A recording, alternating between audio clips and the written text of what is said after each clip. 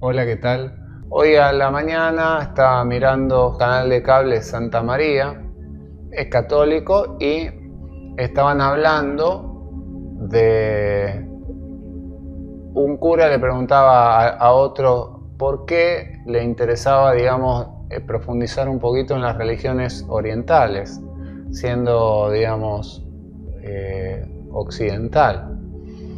Entonces hablaba y decía que en realidad, como los hemisferios cerebrales trabajan bien juntos, los orientales la religión oriental es más como una copa, en donde, digamos, hay un vacío que le da utilidad a la copa y todo, digamos, cae.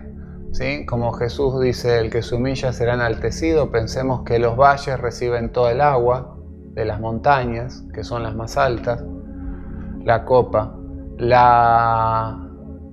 El que se humilla también, el mar está más abajo y recibe el agua de todos los ríos. Entonces, tiene como una forma de copa. Dice, en cambio,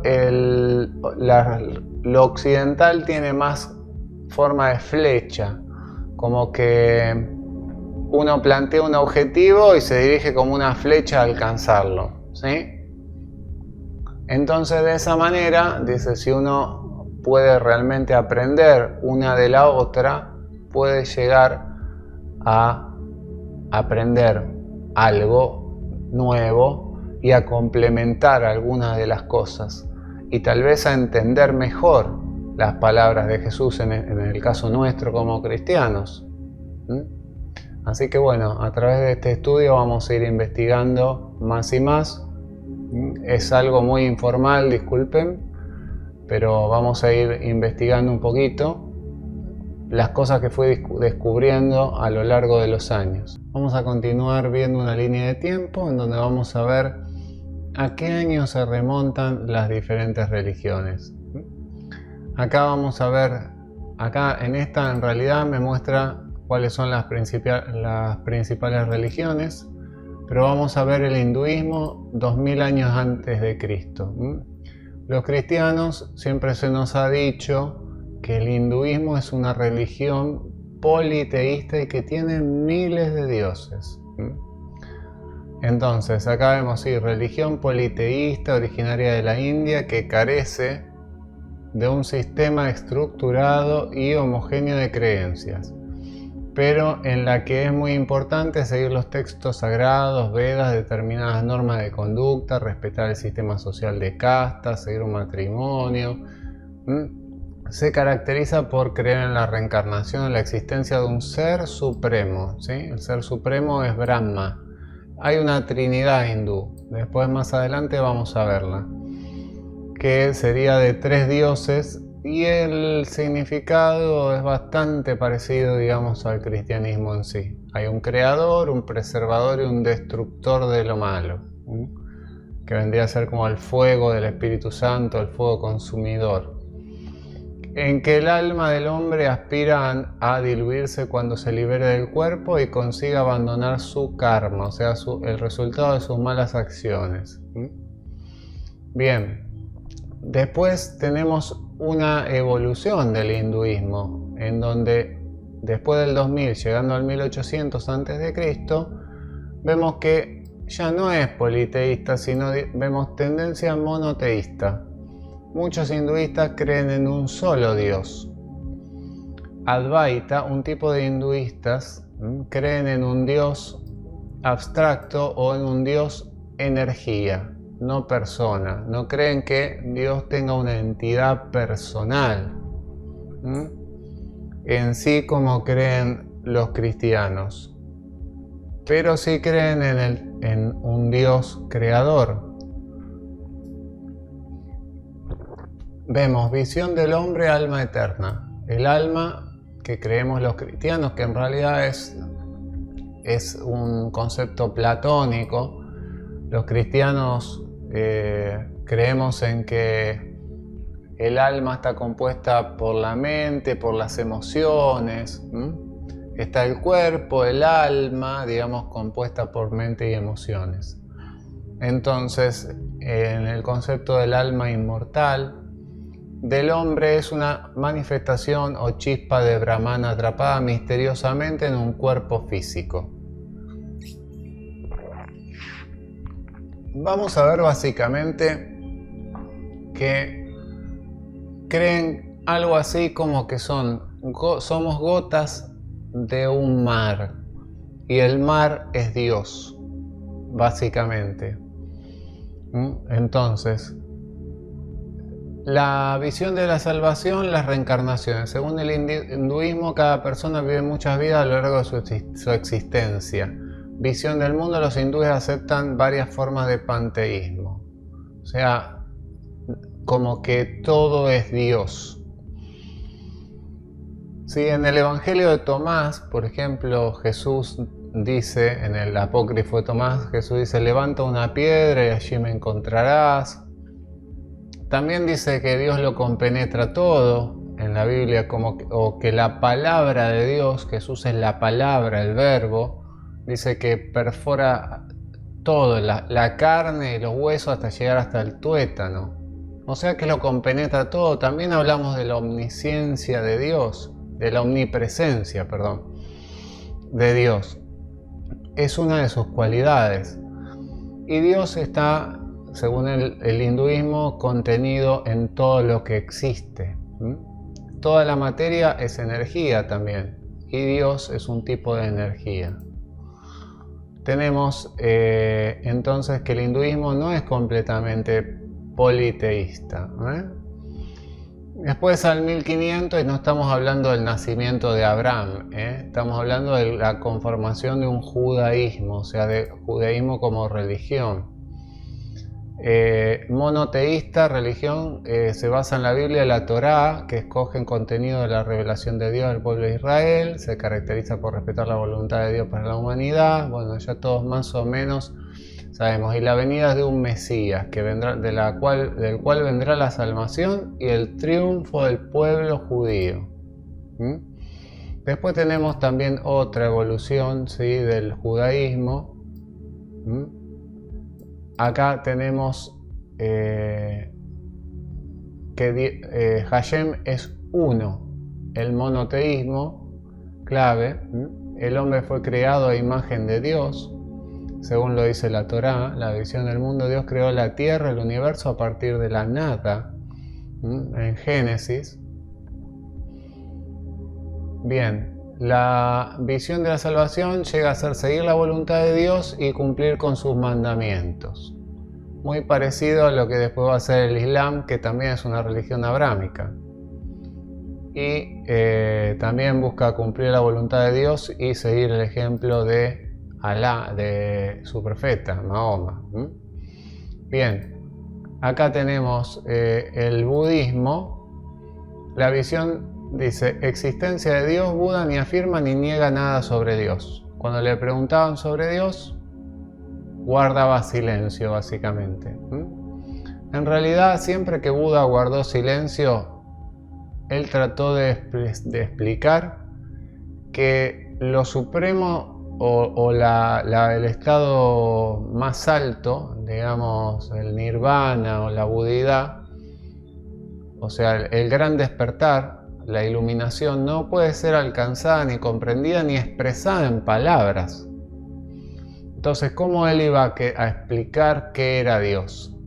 Entonces, directamente la forma más alta, más suprema en que Buda podía llegar a expresar a Dios era guardando silencio. No por nada la Biblia dice que guardemos silencio, guarda silencio y sabed que soy Dios. No me acuerdo ahora específicamente.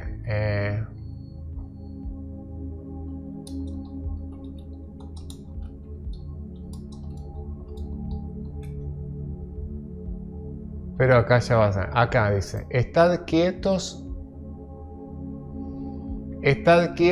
y conoced que yo soy Dios. Seré exaltado entre las naciones. Estad quietos. Quietos. ¿Y qué será? ¿A qué se referirá? ¿El cuerpo? Puede ser. Y lo más sutil, más sutil que el cuerpo, ¿qué será? La mente. A través de estar quieto con el cuerpo, y si los pensamientos verborrágicos de la mente se calman, recién ahí puedo llegar a conocer, dice, que yo soy Dios. Esta es la versión Reina Valera. Bien. Volvamos. Entonces, tenemos, bueno, el islamismo es otra religión, digamos, pero esta es posterior. Bueno, el cristianismo ya no lo voy a abrir porque supuestamente ya todos lo conocemos.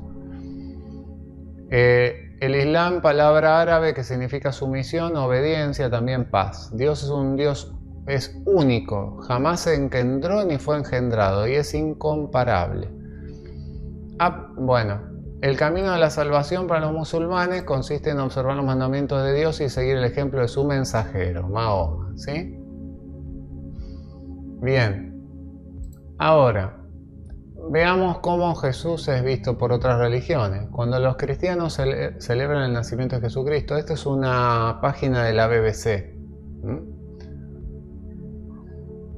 Bien, cuando los cristianos celebran el nacimiento de Jesús, el mundo le pregunta a seguidores del hinduismo, del budismo, del judaísmo y del islam, ¿cómo perciben a Jesús? Bien.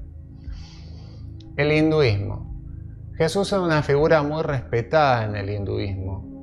Le dijo a BBC Mundo, voceros de España, la Sociedad Internacional para la Conciencia de Krishna, Juan Carlos Ramchandani, cuyo nombre hindú es Krishna Kripa Dasa. O sea, vos te puedes llamar Juan Carlos, pero si, digamos, trascendés, entras en una orden monástica, te llegás a cambiar el nombre y por un nombre hindú, tipo como Jesús le dijo a Simón, te llamarás Pedro, que es piedra. Bien, le cambió el nombre, ¿no? Bien, acá entonces uno puede recibir un cambio de nombre.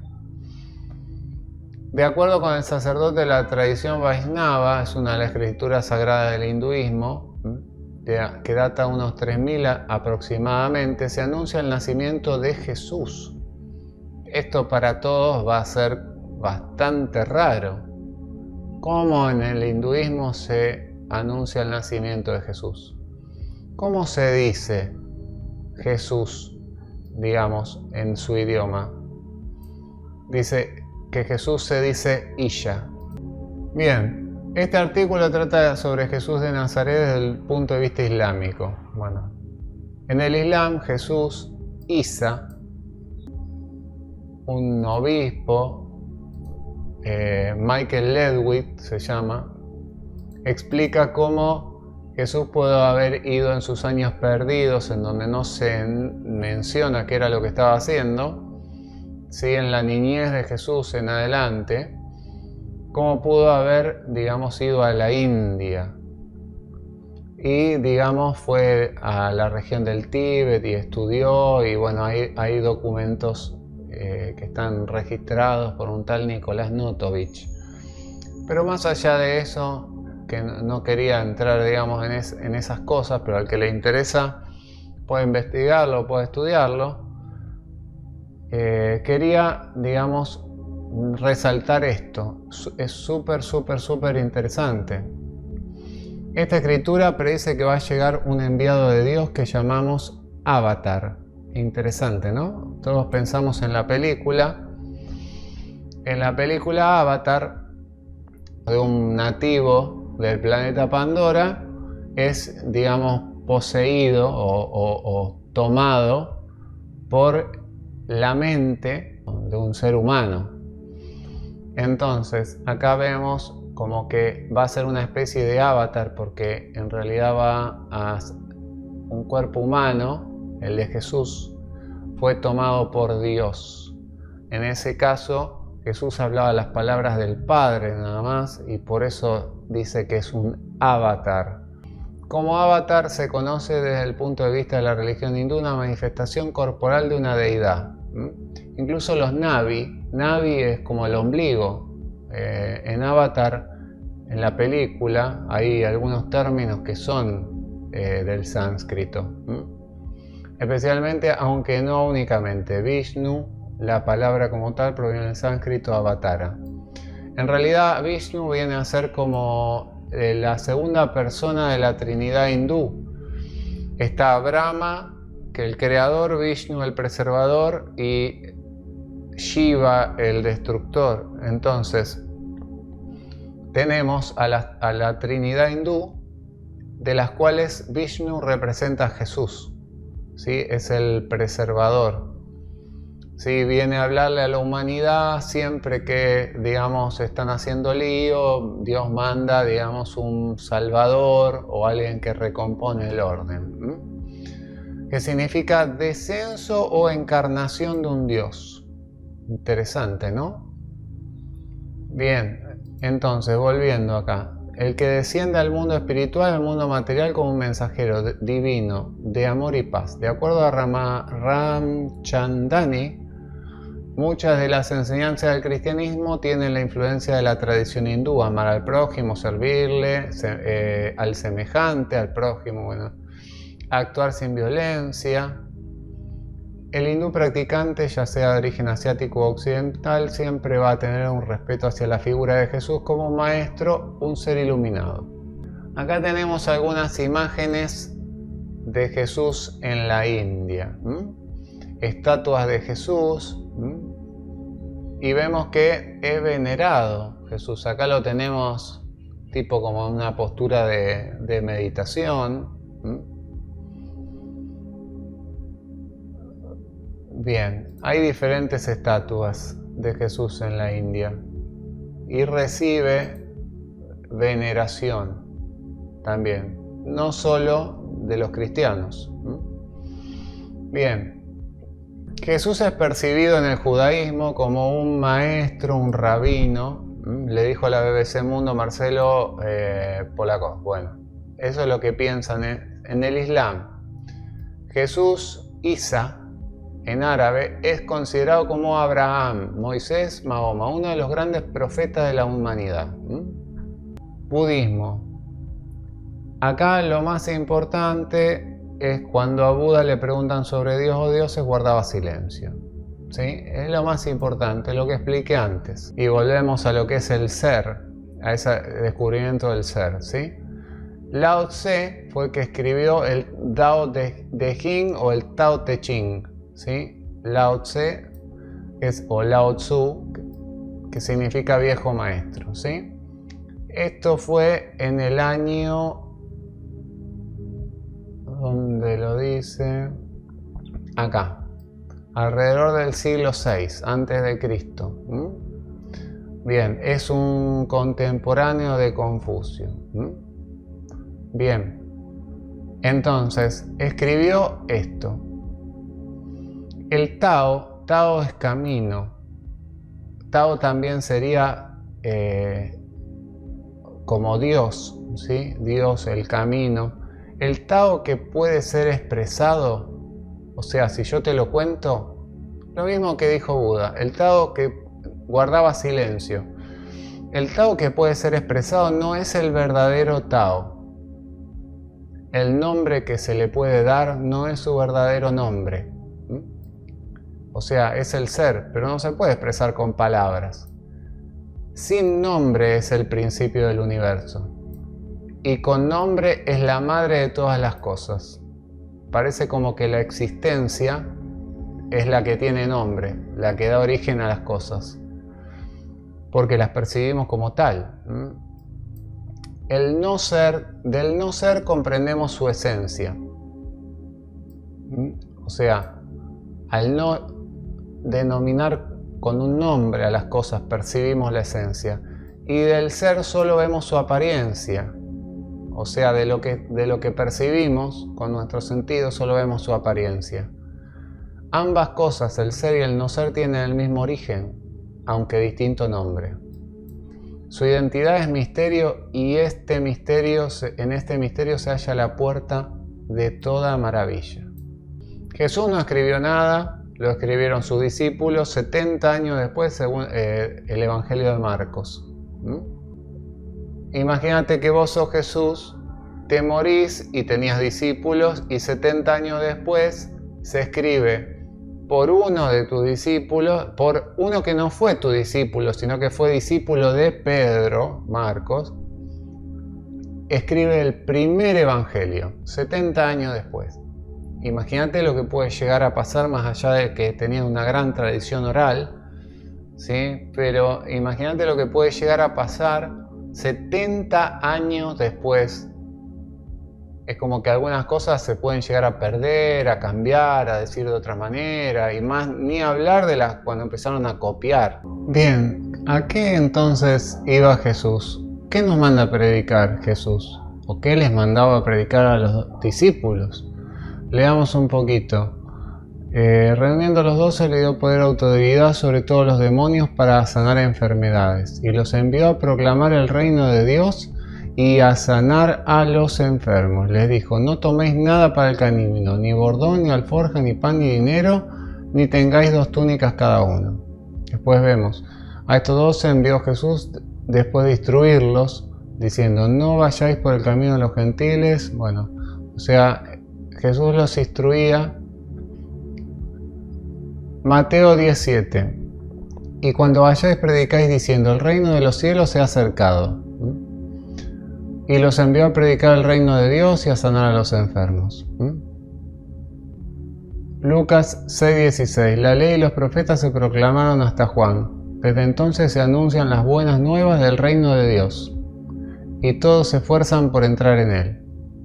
Arrepentidos porque el reino se ha acercado. Mateo. Otra vez Mateo. Y cuando vayáis predicando diciendo: el reino de los cielos se ha acercado.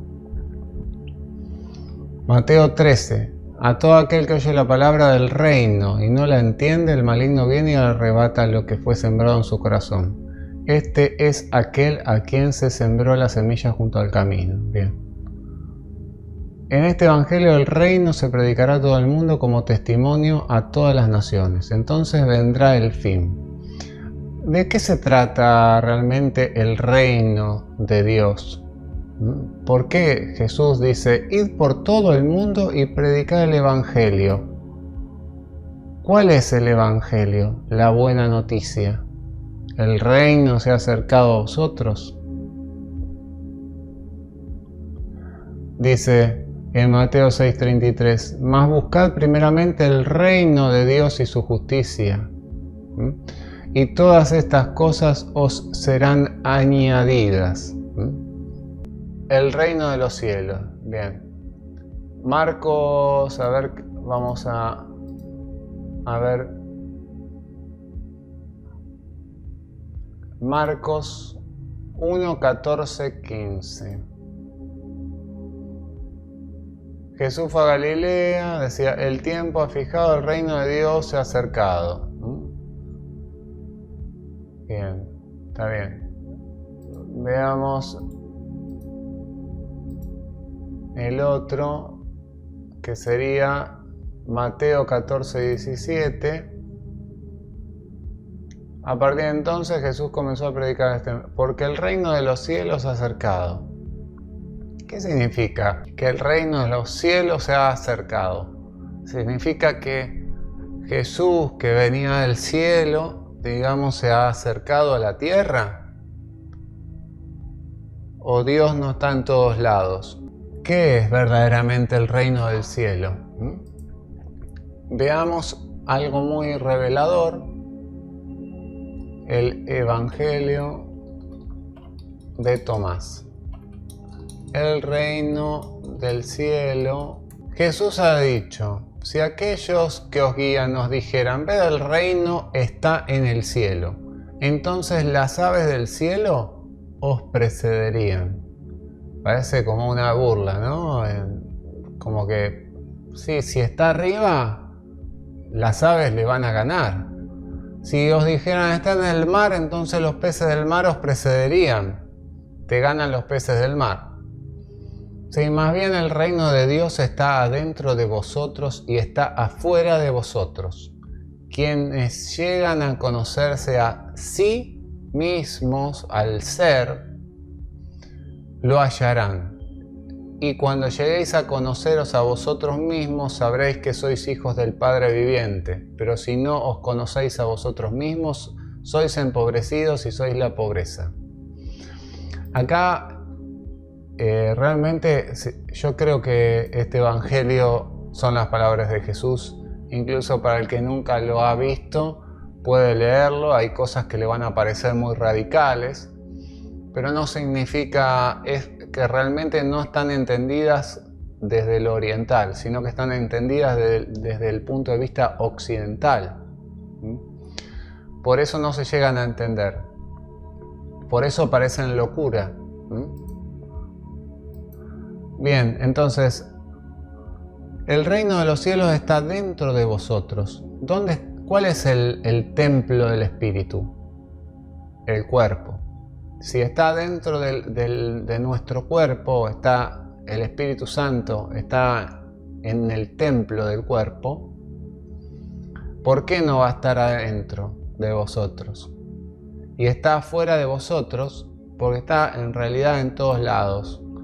Pero, más allá de eso, acá da la clave que quienes llegan a percibir al ser que radica adentro mío y adentro tuyo, que si estás mirando el video, adentro tuyo, el ser que no puede ser descrito con palabras,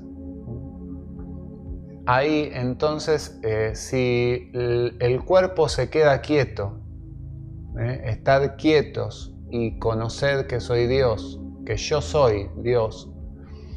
Si te quedas quieto, si sentís tu cuerpo por dentro, cómo está vivo, y si observas tus pensamientos y al quedarte quieto llegas a un punto en el que los pensamientos comienzan a menguar, pero tu conciencia sigue vigilante, no es que estás poniendo la mente en blanco, y de repente en ese espacio en el que no hay pensamiento, podés llegar a percibir algo que está más allá del pensamiento, que es verdaderamente el ser. ¿Sí? Es algo que Abel Zabala ha sabido encontrar. ¿Sí? Acá tenemos la música de Abel Zabala, Jesús mi fiel amigo, y tenemos, dice, Jesús mi fiel amigo, mi dulce caminar, quédate conmigo, el camino es Cristo. Quédate conmigo, no quiero volver atrás. El que pone la mano en el arado y mira para atrás no es digno de mí. Llévame allá, dice, donde sé que habrá paz, donde sé que habrá paz, donde tengo que callar, paz que sobrepasa todo entendimiento, no se puede comprender con la mente. Acá vemos, porque el reino de Dios no es comida ni bebida, sino justicia y paz, y gozo en el Espíritu Santo. Hay varias traducciones, pero básicamente es lo mismo. Es el gozo y la paz de haber encontrado el ser internamente. Es un estado superior al estado ordinario en el cual estamos, digamos, sumergidos, en el cual la mente y el ego gobiernan todo. Es trascender todo eso y entrar en un estado en donde realmente la mente y el yo fueron crucificados, y cada día llevo cautivo cada pensamiento de obediencia a Cristo, y eso es que rindo mi mente, bajo la cabeza, la mente, los pensamientos, y me rindo al ser supremo, a Dios, que puedo escuchar en mi interior solo si me callo la boca. De otra manera, si estoy hablando y pensando qué voy a hacer, no puedo escuchar a Dios. Donde tengo que callar para escucharte hablar. O sea, cuando oramos estamos manifestando cosas a Dios, pero recién podemos escuchar a Dios realmente si guardamos silencio. Donde toda realidad y el tiempo no existe más. O sea, la verdadera realidad, y esto para mí lo escribió en un estado de iluminación, porque donde toda es realidad, o sea, no es la apariencia de las cosas, es la realidad, es el ser, la esencia de las cosas. Y el tiempo no existe más. ¿Sí? Bien. Una y otra vez, al estar yo junto a ti, no me puedo contener cuando me miras así. Ya no hay nada que decir. No hay nada que decir. Eres todo para mí. Entonces, acá está hablando específicamente de lo que el budismo, el hinduismo considera como la meditación.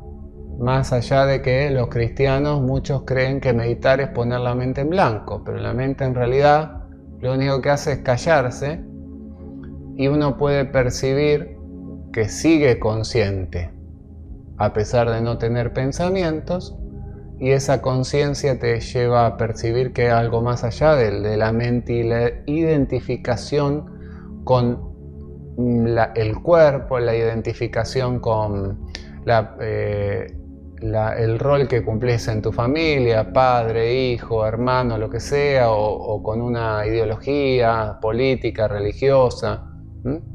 Cuando todo eso, digamos que es ilusión,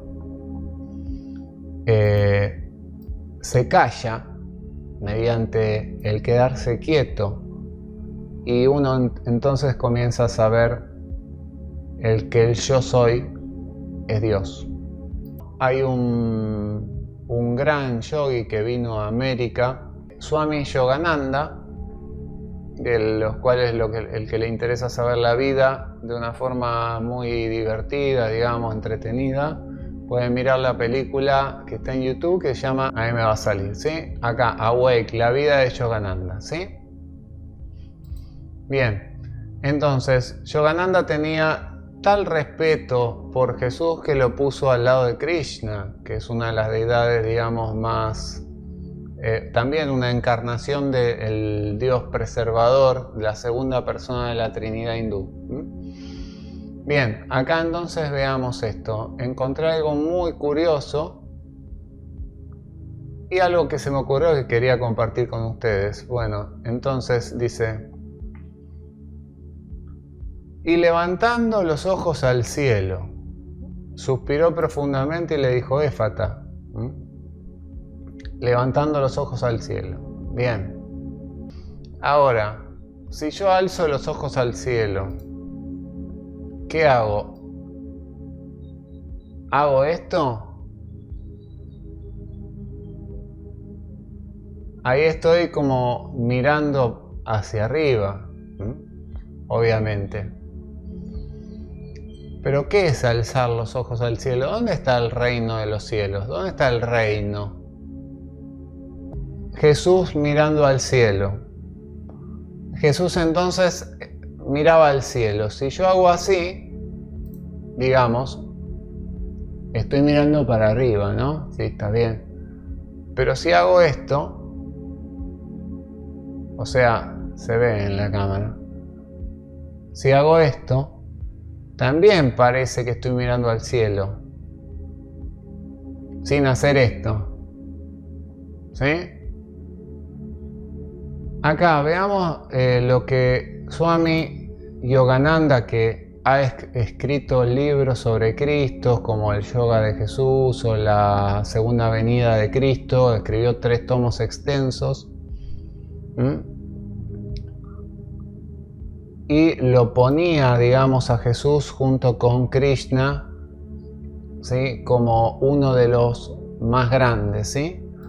en sus escritos habla inmensamente, o sea, extensamente sobre Jesús. Bien. Enfocar la atención en el ojo espiritual. Bien, leemos. Con los párpados semicerrados o completamente cerrados y es más cómodo, dirija la mirada hacia arriba, enfocándola junto con la atención hacia un punto situado en el entrecejo, ¿sí? Esto ya parece como una blasfemia, ¿sí? Para los cristianos, pero bueno, el que pueda tolerarlo puede seguir escuchando. Como si mirase hacia afuera a través de dicho punto. La persona que se concentra con profundidad tiene a fruncir el entrecejo. No hay que cruzar ni forzar los ojos en alguna forma. Al relajarse y concentrarse con serenidad, la mirada se dirige naturalmente hacia arriba. Lo importante es que para fijar la atención por completo en el entrecejo, este es el centro de la conciencia crística. ¿Sí? Es lo que está diciendo Yogananda, que es el centro de la conciencia crística, el asiento del ojo único al cual se refirió Cristo.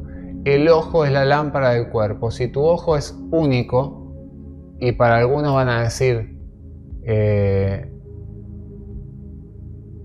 leamos Mateo 6:22.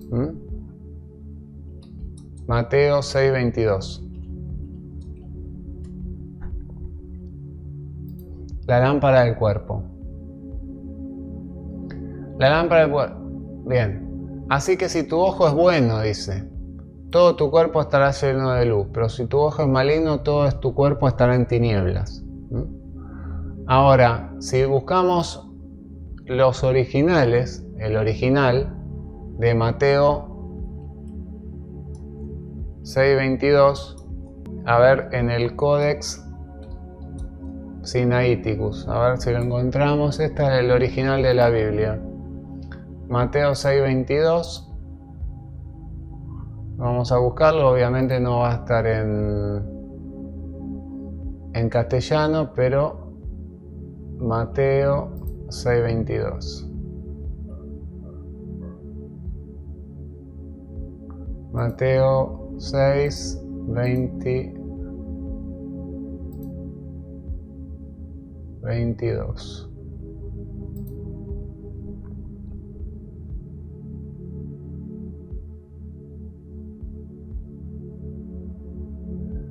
Bien.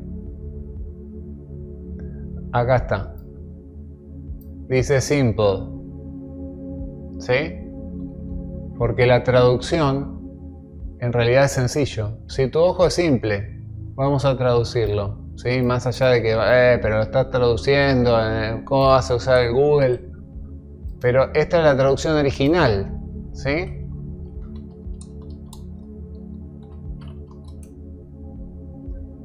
Entonces acá vemos cómo se puede llegar a cambiar todo. La lámpara del cuerpo es el ojo. Si tu ojo es simple, todo tu cuerpo estará lleno de luz. Acá dice, yo porque lo voy a leer de acá, y acá dice único, y van a decir, pero no dice eso.